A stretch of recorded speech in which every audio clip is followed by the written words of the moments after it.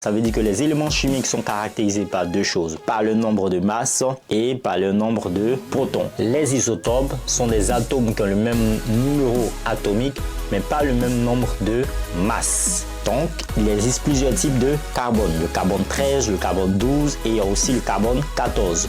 Tous ces éléments-là sont des isotopes. Le carbone 14 est un élément très apprécié par les archéologues parce qu'il est utilisé pour faire de la datation. Alors il faut savoir que le carbone 14 est un élément radioactif qui se désintègre au fil du temps. Nous allons entrer dans le vif du sujet en parlant maintenant du carbone 14. Le carbone 14 est utilisé en archéologie et en géochronologie. Ça veut dire pour dater des anciens objets et des événements anciens également. Cela est possible grâce à la désintégration radioactive du carbone 14 dans les organismes vivants. Lorsque les plantes et les animaux sont encore vivants, ils absorbent du carbone de l'environnement